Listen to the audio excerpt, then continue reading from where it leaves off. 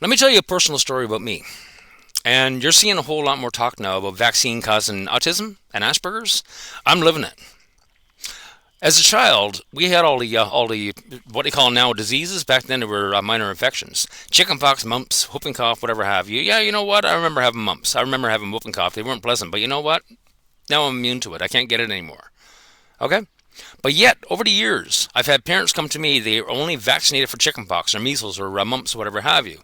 And I've had to go in and take care of the children because I am immune. I can't get it anymore and I can't spread it anymore. I've had to go in to take care of the children because the parents were vaccinated and was recommended for them to get the hell out of the house. They had to talk to their kids through a freaking window because they were scared shitless to get the infection. Why are they now calling infections like measles diseases? Because disease is more scary, right? Now we have pandemics. We got a measles epidemic going on. What a crock of shit. And people are falling for this stuff. When I was 10 years old, I didn't have any vaccines at all. We never had vaccines growing up. I don't even think they were an option. But when I was 10 years old, I had to go to live in Ontario for a year with my father because my mother had a serious operation and they killed her. Now, as a 10-year-old kid, I went to St. Leo's Elementary in Etobicoke, Ontario. And let me tell you something. This is back in 1982, 1981, 82. When they realized that I had no vaccination records, they dragged my ass down to the gymnasium. They had a vaccination day in school. There was no phone call to the parents. There was no concept of this is what's in the vaccines. They dragged me down to the gymnasium. I remember there was four people, 2 arms and 2 legs. They dragged me. They carried me down to the freaking gymnasium and they shot into me whatever they had. Within 2 days, my body turned into it looked like a red and white road map.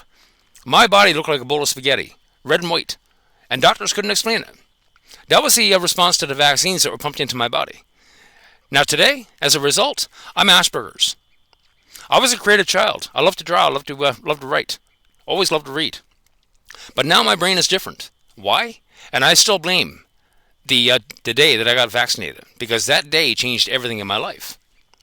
So when you stop and think about autism, let's get into what a different perspective of autism. I always tell people that my brain is not wired to my fingers in any capacity that gives me fine motor skills. So anything creative is out the window. I can't do anything creative. I can't sit down and draw a picture. I can't even write my own name anymore because I don't have the fine motor skills. I watch people playing drums. I couldn't move my arms and legs that fast, let alone do something with them. But yet they can sing on top of it. How is your brain wired to your body? Because my brain is not wired that way anymore.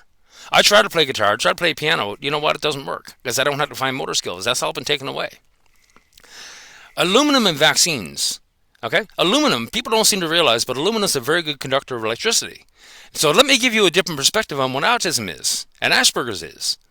When thimerosal was in the vaccines, thimerosal is organic mercury, and it's been long known that organic mercury was bad for people.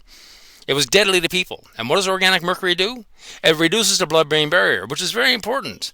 All those the veins and arteries going through your brain or around your brain are full of bad stuff that needs to stay in those veins and arteries. Your blood-brain barrier makes sure that your brain stays clear. Well, the mercury turns around and drops your blood-brain barrier and allows all the bad shit to get into your brain.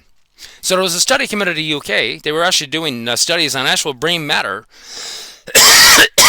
from autistics, Alzheimer's, and dementia. And what they found was pretty bad. They found aluminum all the way through the brains. But especially important with autism, they found it in the axons. Now, if you don't know what an axon is, think about a copper wire with a plastic sheath. The axon itself is the copper. The myelin is the plastic sheath around it.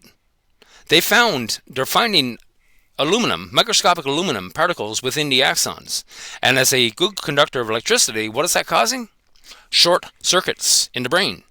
I keep telling people my brain is not wired to my fingers. Well, there's a reason for it. Okay? You take that severely autistic child that's all crippled up in a freaking wheelchair. Their brain, their mind is still active. Their brain cannot communicate with their body for some reason. Why is that, I wonder? There's still a human being in there.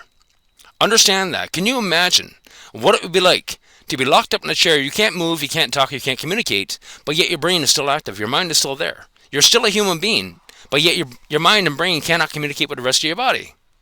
Imagine what the frustration would cause. Imagine that. We need to stop and think differently, ladies and gentlemen. Autism is not a disease, it's an affliction. That's the reality.